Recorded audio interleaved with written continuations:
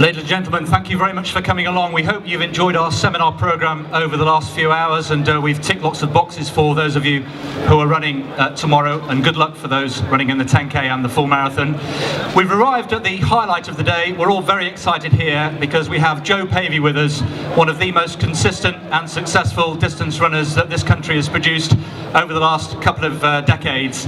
And it all came to a wonderful crescendo last year, didn't it, in 2014 at the European Championships in Zurich, when finally she became European champion past the age of 40. Sorry, Joe. There'll be more on that in a moment. Before I invite Joe to come onto the stage and talk to us a little bit, let's remind ourselves of how she did it that wonderful night in Zurich last summer.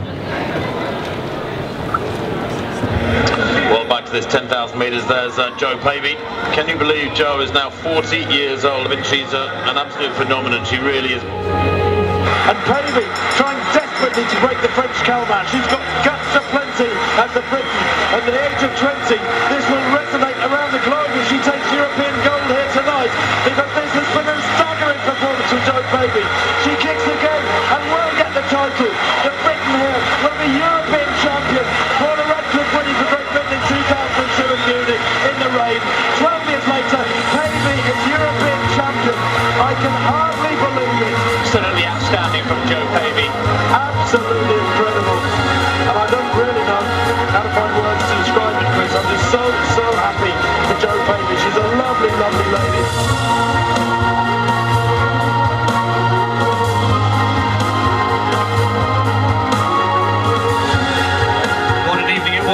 Ladies and gentlemen, fantastic pleasure to invite Joe Pavey to come to the stage, European champion from 2014, the most consistent of British runners over the last 2 decades.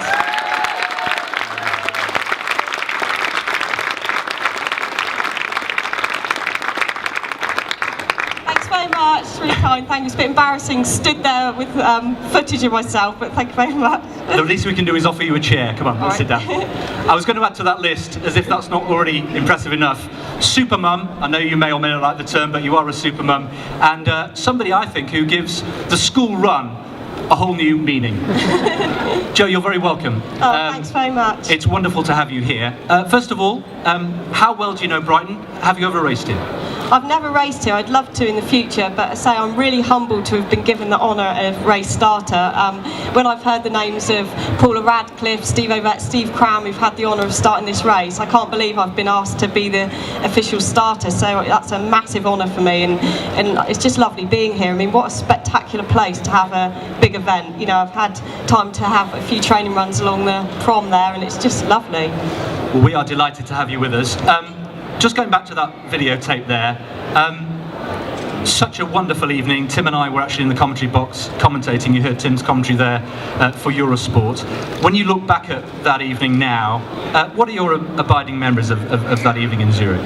Yeah, it was very surreal. I think, you know, it's only put my hands halfway up because I really couldn't believe I'd actually won. I just thought, I think probably I wasn't very experienced at winning gold medals, never having won one before, and I just felt like, oh, maybe I'll just be embarrassed if I put my arms halfway up, and I think I might have got a medal, but I just thought I want someone to confirm to me and actually won. But yeah, it was very surreal because I thought the days where I might have a chance of getting a gold were long behind me, and it was a big surprise. I think I'm known for being old more than anything else, but it was nice to finally achieve that gold medal.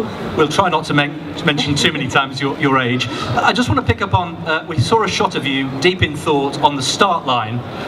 You must have done that 100 times before a race. On that particular evening, did you have any inkling at all as to what would happen a few minutes later? What were you thinking on the start? Yeah, not really. I mean, the Commonwealth Games were obviously before the Europeans, and I was pleased to get a bronze in that, particularly because the Kenyan athletes who are so good were in the Commonwealth Games, and that was a massive shock to me to get a bronze in that, and it did in a way leave a few more options open to me tactically. Otherwise I wouldn't have had any confidence that maybe I could leave it to the later stages. But going in, European level, you don't know who's going to come out the woodwork, and also I had doubts on my mind thinking I'm running 10,000, whereas I'd run 5,000 at the Commonwealths, and thinking, oh, I've been tapering for the Commonwealths, maybe I've missed too much endurance training, and I'm running against athletes who most of them obviously hadn't done the Commonwealth Games and they were just peaking for one championship. So I just really didn't have that much confidence, but I tried to keep relaxed, and I get really nervous before the race. So I suppose when I stood on that start line, I try and gather my thoughts and calm myself, and it's almost a moment of relief, thinking there's no more you can do. I think a lot of you should think that tomorrow when you're nervous before the marathon. Once you're finally on that line, the relief of thinking, oh, so I've done all the preparation I can do, all you've got to do now is race. And I think that's what I often feel, but yeah, I had no idea I'd necessarily get gold. You mentioned that you'd won silver medals and bronze medals in major championships before. Honestly, had you given up any hope of ever winning a gold? I didn't think I'd ever get a gold, but I was happy with that, in that I'd really enjoyed my running career, met so many amazing people, gone to amazing places, and felt really fortunate, and it was a real bonus to finally get that gold. And when I was younger, I was trying to do everything right. I'd go all over the world on training camps, just eat, sleep, train, and the change in my situation of being a busy mum, having not gone any training camps for over 6 years, and being busy and happier in my life actually was getting that better balance and led to me running better. And it's been quite interesting for me, really. Like, it taught me a lot, that I should have just chilled out and got on with it more when I was younger. I still train harder than ever, but I don't dwell on getting worried about things, and keep more busy and more balanced, more psychologically happy, and I think that helped. Well, it was an extraordinary season, as you say, bronze in Glasgow in the Commonwealth Games, then the icing on the cake in Zurich, and of course all the attention was on the fact that you were almost 41 years old. I mean, we should also add, for those of you who don't know, that Jo had only given birth to your daughter Emily 10 months before as well. So in terms of a comeback to competition, that was extraordinary to do that. I mean, have you had a chance to analyse and look back and think how you did it? I think it was just having no pressure. I mean, at the start of the year, it was all about, I wonder if I could scrape a place on the team, and I thought probably not. And so I wasn't stressed at the start of the year thinking, oh, I'm trying to get a medal here. I didn't think that was something that was on my radar. So I was just concentrating on, oh, maybe just give it one more go to be able to run on the team. And the trials for the 10,000, which was the event I wanted to do, they were on May the 10th, and I was still breastfeeding at the start of April, so it all seemed quite unrealistic. But I thought, well, I really want to enjoy that newborn time. I can only do what I can do, and I just worked away at it. But at the start, my times down the track were terrible, but I had to do that trial race, because if I didn't run it, then I couldn't be in the team anyway. And then I was really thrilled to get a place on the team, and then I just kept training and went from one stage to another. But I just really didn't expect to get into the shape that was possible to get a medal. I thought that wouldn't happen. And that, in a way, was just the beginning of it. You did the hard bit by winning the race, but then, of course, your life, I imagine, changed immeasurably after that. Most people who know anything about track and field already knew about Jo Pavey. You've been on the circuit for so many years and internationally recognised as an athlete. But I suppose the whole age thing, the mother of two thing, did that bring you to the attention of a whole new audience?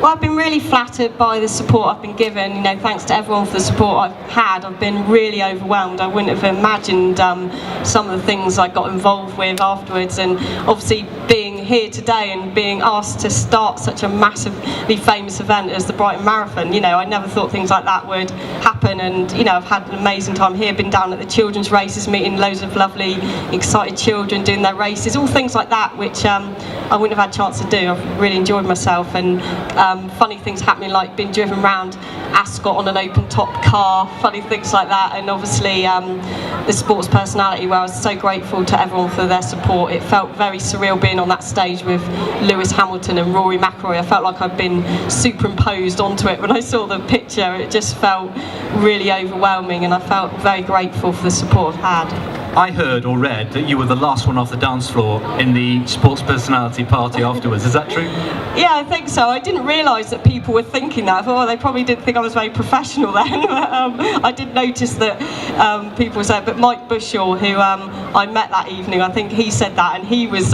also last on the dance floor as well. It was a really good, I was surprised they put on such a great party afterwards. We had a good time, yeah. You've become something of a role model for mothers and for women in general, and I know endless articles have been published about you since what you achieved last year.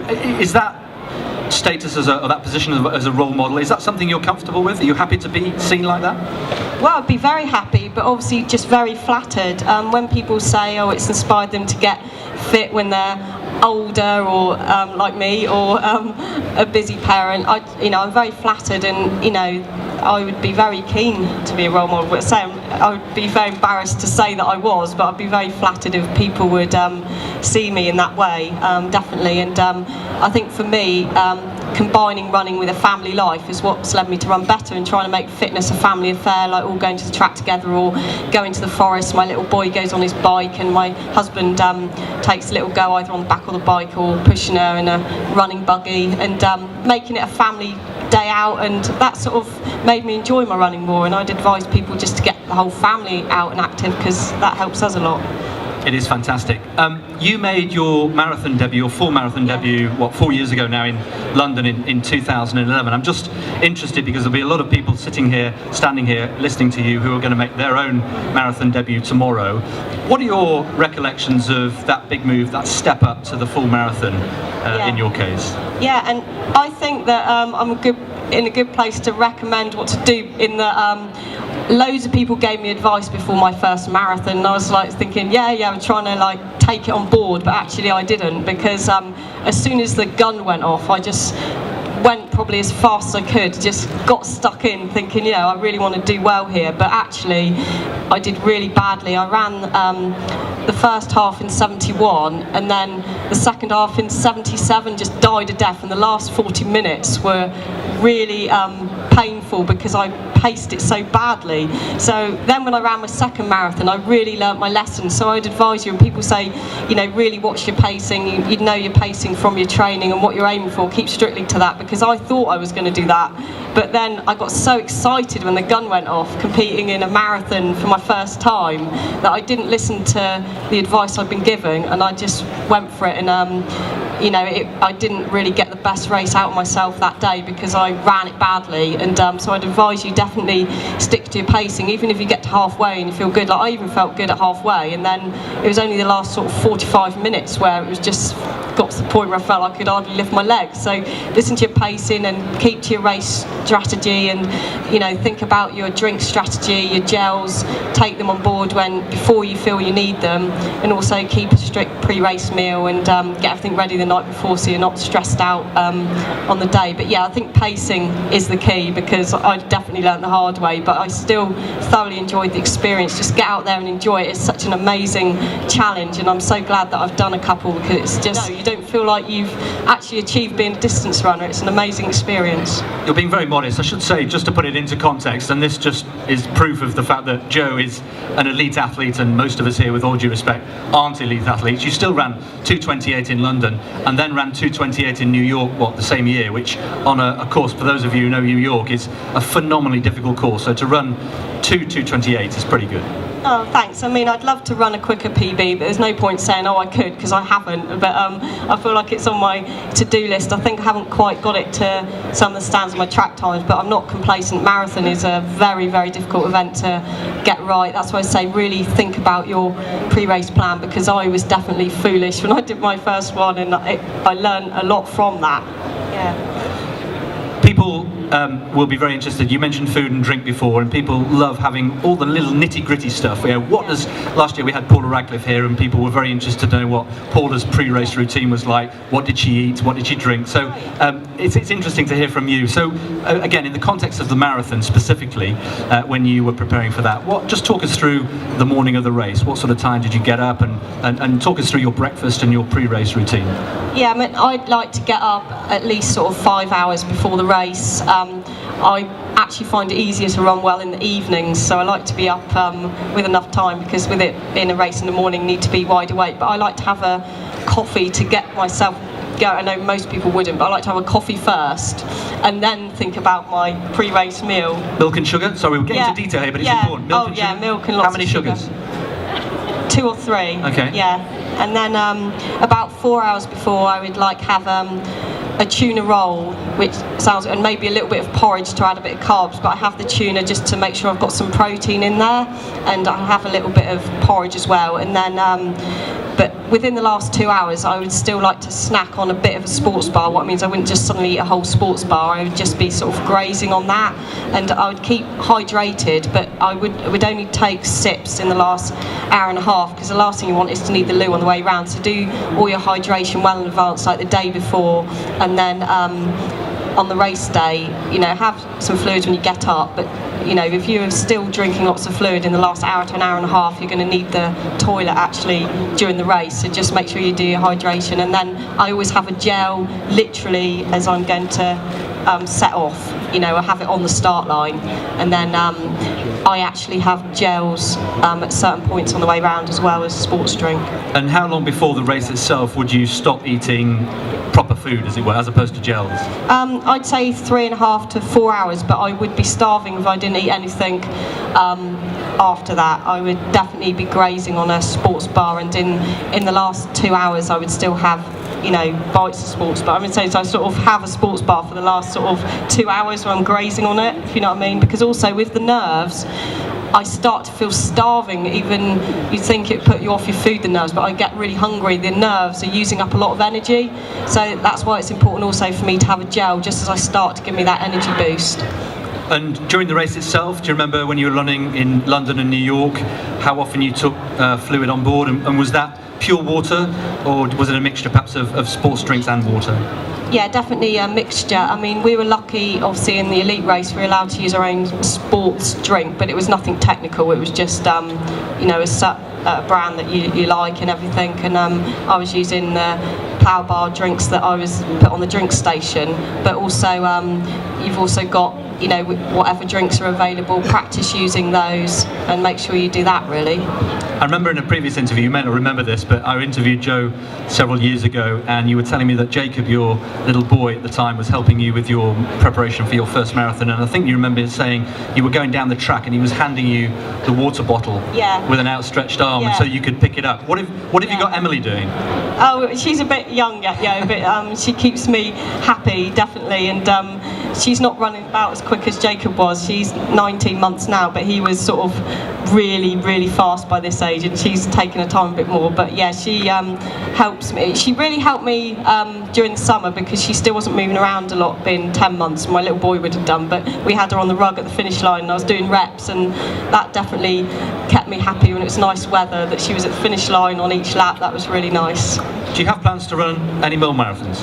I definitely feel like it's on my to-do list. My target at the moment is to try and qualify for the Olympics in Rio. I'm not saying that's going to be easy, because obviously I'm getting older and older, but it's something I want to try and do. And I think if I'm going to try and do that, I might run out of time to try and do a marathon as well. So, but yeah, I wouldn't say no. I'd love to do another one, and you know, I'd love to run here at some point, definitely. We should say that if you did qualify for Rio, that would be your 5th Olympic Games, which is an extraordinary record. I mean, there can't be that many track athletes who've actually done that from this country. Chris Maddox, who did race walking, yeah, he's done 5, yeah. But I would love to do 5, but I'd say I'm not complacent about it, because it is going to be tough. I'm old enough to have already done 5, because obviously Paula was there in 1996. I was too busy backpacking and doing all sorts of things and not really focusing. Well, I mean, I was focusing by going backpacking, actually, because that was the start of my senior career. But what it means, I am actually old enough to have already done 5. So if I'd got my act together, maybe I could have already done it. But it would be a nice target. I'm glad you mentioned Paula.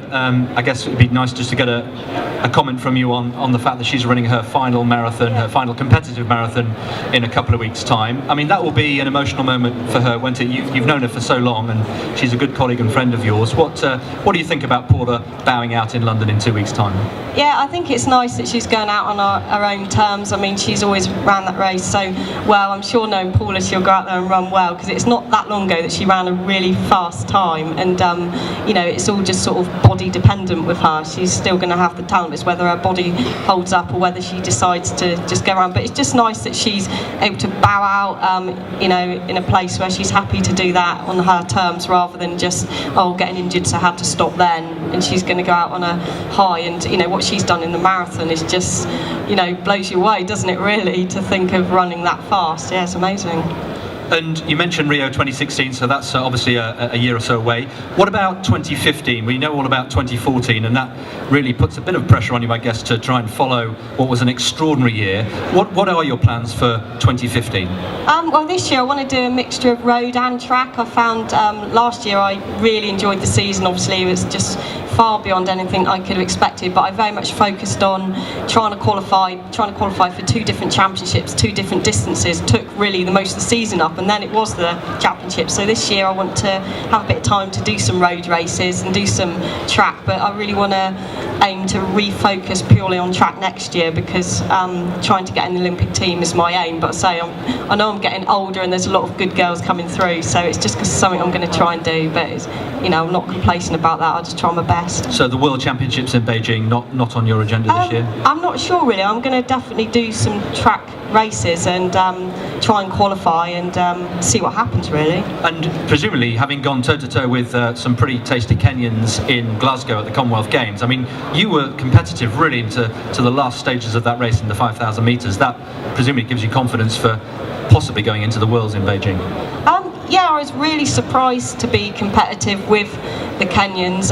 It was a massive shock. I think, again, it was just the psychology of it, thinking I may as well just go for it, because I discussed it with my husband before. I said there's no benefit in me trying to finish as high up as possible. No one's going to think, oh, look at her, she's come 6th, maybe in the future she might be able to do a bit better, and be interested in thinking, oh yeah, she might be the next athlete coming through. So, being already 40, I just said I may as well run as though I'm trying to get a medal.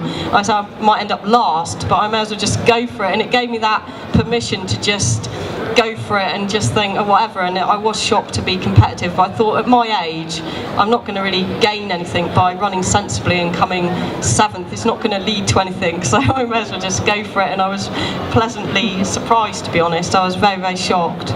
You are, with all due respect, as you said, the grand dame of the British team now that Paul Radcliffe obviously is not competing in a GB vest. I'm just really interested to know how the younger athletes, particularly the female athletes in the British team, how they are around you. Do they have a respect for you? Do they know how to deal with it? Because let's be honest, they're young enough to be your daughters, aren't they, some of them?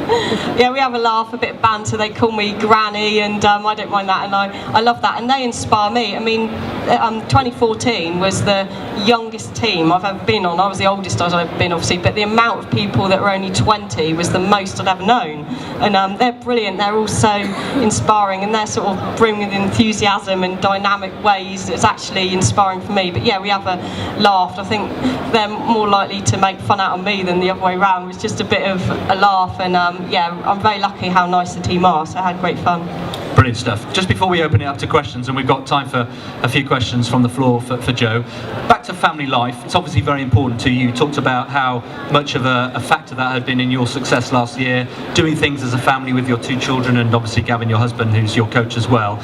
But also in the mix, you've moved back to Devon, haven't you, ironically? Yeah. Having lived in London for so long, and now having had all the success last year, you're back in London, I guess, for so many events and functions. You must be spending a huge amount of time on the M4 and the M5. Yeah, and on the train actually, on the train, mostly. Okay. Yeah, but we did come in the car, obviously, yes, because we brought the kids. But if I just nip up for something quick on one day, I'd go on the train because it's easier, don't have to get stuck in traffic. But yeah, I have been back and forth a lot, but we're really happy being in Devon. Obviously, Jacob's started school now, and he's at a really nice village school, and that's really nice. So we're where we need to be, really. But I didn't think it would be a problem, so I thought I'd be long retired. So, sometimes I still have to drive 25 minutes to the canal, because before London I was in Devon, but I was based in Tiverton, where I could literally run from the house onto the canal, whereas now I have to drive 25 minutes now and again. But we're happy because we're where we want to be for the rest of our lives, and I didn't think it would be a problem with getting to certain things. But we enjoyed our time in London as well, because I was in Teddington. Obviously I could train Bushy Park, Richmond Park, and made loads of friends there, and that was a great place to train. But because we're from Devon and both our families are all there, we always knew we'd go back in the end, mainly for that reason. One question that's come up actually, and a few athletes have been asked this, is who have children, is whether they would be interested and keen to support their own children and encourage them to go into track and field and into athletics. And I asked the question against the backdrop backdrop of, let's be honest, quite a few negative headlines with doping and drugs, and a lot of people are very disappointed that there is a big question mark still hanging over certain aspects of the sport. Darren Campbell, I know, has said that he wouldn't want his children to go into track and field for that reason.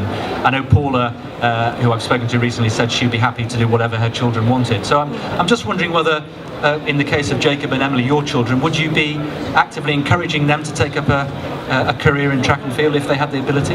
Oh yeah, definitely. I want them to try all sorts of things and do what they enjoy. At the moment, Jacob's tried football, but at the moment he's loving swimming and gymnastics. It's nothing serious. Also, gymnastics is quite laid back at this stage, but he's loving that. And I want him to try running, but I just want to support him what he's passionate about. And I'm really passionate about the sport. I just think there's more work to do to sort it out, and it has got better. I mean, even at the European Championship levels, I had much more drugs cheats to contend with in previous years, but obviously there's still more work to do, but I believe it is getting better, and that's a good thing. And I definitely advise children to got everything you need. I've got beautiful places to run in Devon, I've got a track there, and I go up the club, and the youngsters are loving it. And I definitely want to just put out a message of positive messages about the sport, because just to say how fun it is to be involved in it and the lifestyle it can give you and taking part and things like that. I definitely wouldn't want to speak negatively about going into the sport, but I still would want to be outspoken about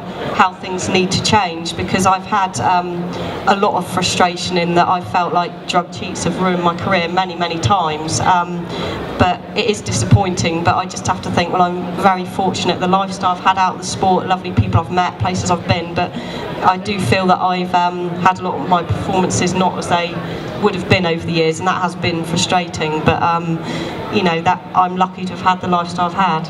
I guess just rounding this off to where we started with the gold medal in Zurich, given what you've just said, you may have actually been deprived of a certain number of medals in previous years. The fact now you've got the gold medal and you've done it on merit and you've done it clean, that must be poetic justice for you.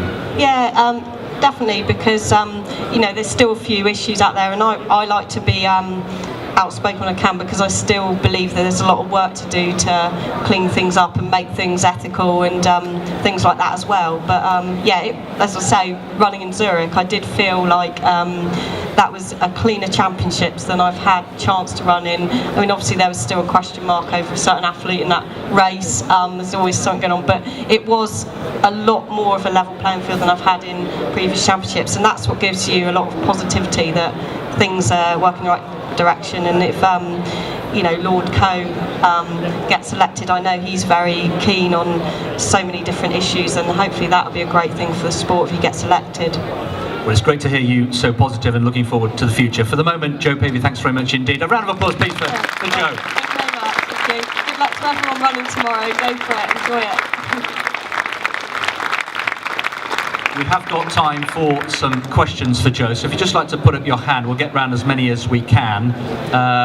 Chance for people to ask questions. Yes, sir, on the front row. If you just shout it out, and then I'll repeat the question for the benefit of everybody in the back.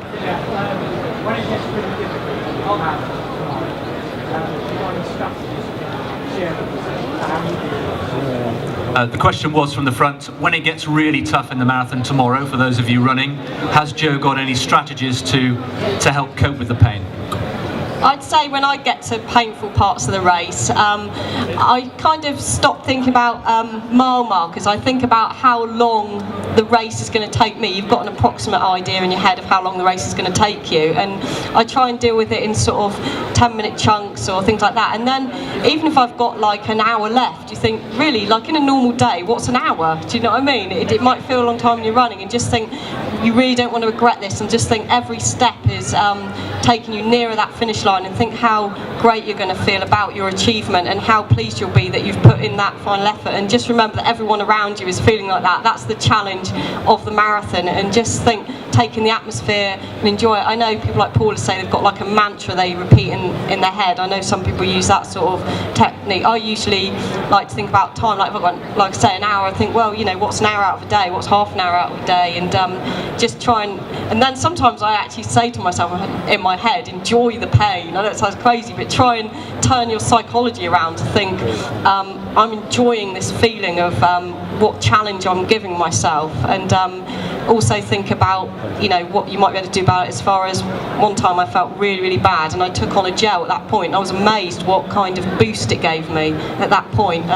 Think about whether you might need a bit of fluid or not. You don't want to overdo it, but there might be things you can do like that as well. But embrace it, I'd say. Enjoy the pain. There you go. You've heard it from Joe. Yes, sir, at the front. Joe, a question to ask you. You said you want to do more road running.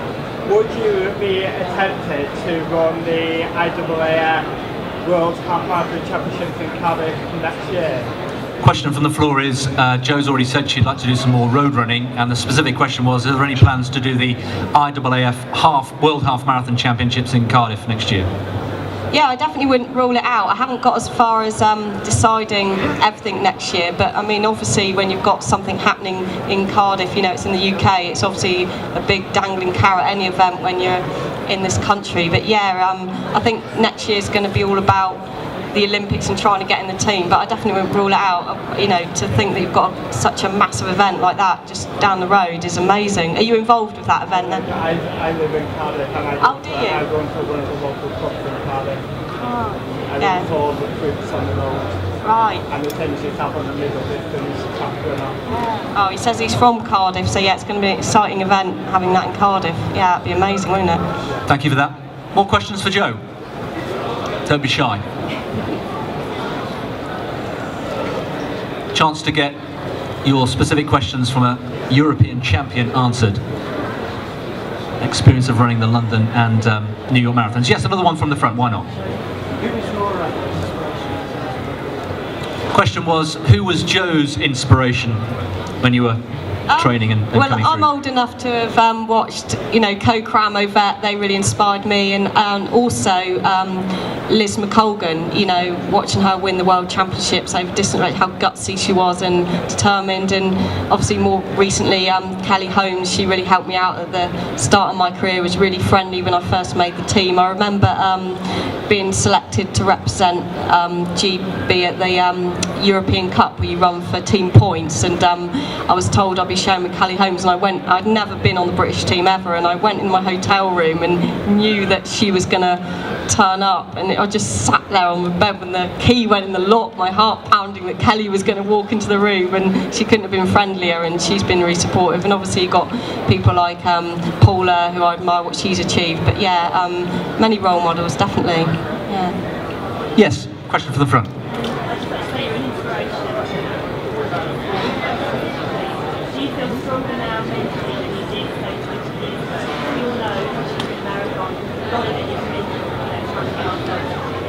Question from the front was about mental strength, and whether Joe feels stronger mentally now through obviously all the experience you've had than say 20 years ago.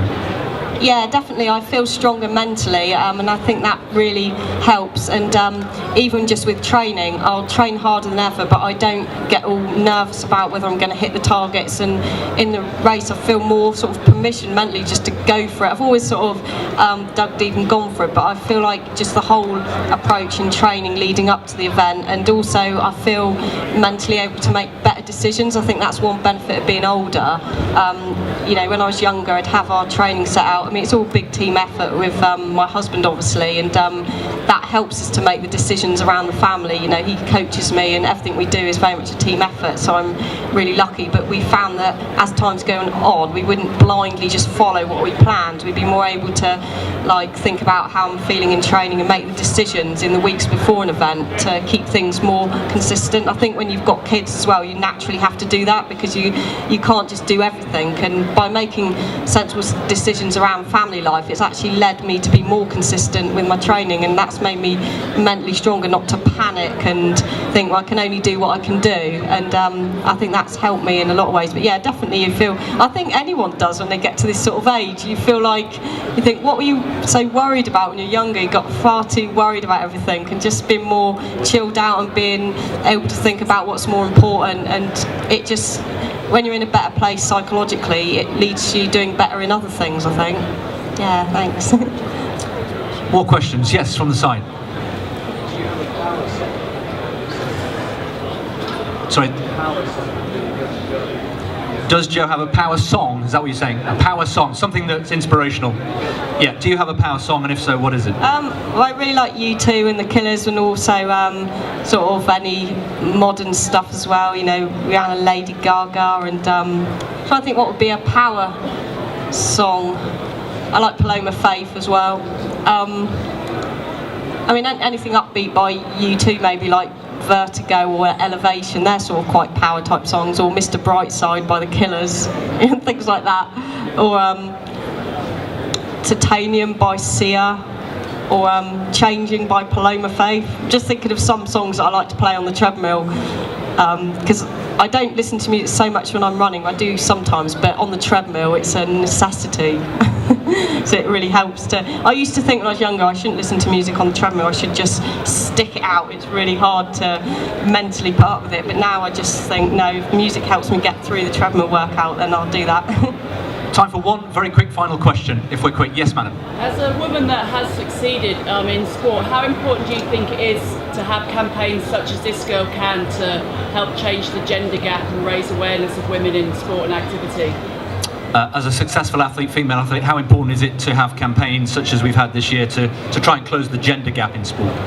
Yeah, I think it's really important, and I've been lucky enough to meet a lot of the really important female role models post the 2014 season, because I was lucky enough to regularly meet the women's rugby team and the cricket team and the footballers, and that was really inspiring for me, you know, meeting people like Emily Scarrett and people that have, you know, done sports to the highest ability. And just to think, when I was younger I didn't have the opportunity to choose sports like football and rugby, and there's so many more opportunities for women, and like you say, the campaign This Girl Can is really important, and I've been involved in like the Inspiring Women campaign. I went along to the school because it was a scheme that Claire Boulding was very heavily involved with, and also we did some press days with that as well, and I'm really up for getting women involved in sport, but not just competing. It's all the jobs in sport, how rewarding they can be, whether it's journalism and you know, all of those sort of things, reporting sport, just generally. But yeah, anything to get girls out there and show them that being fit and active is fun and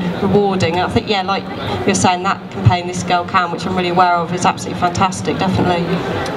Joe, we're running out of time. Joe is very kindly going to stay and sign a few autographs, which will take place over there on the left-hand side as we look near the logo screen. So we could try and form an orderly queue, and then Joe's going to have to disappear to do some more press commitments. But for the moment, can we just show our appreciation for Joe Pavey, your official starter for tomorrow. Joe Pavey, everybody.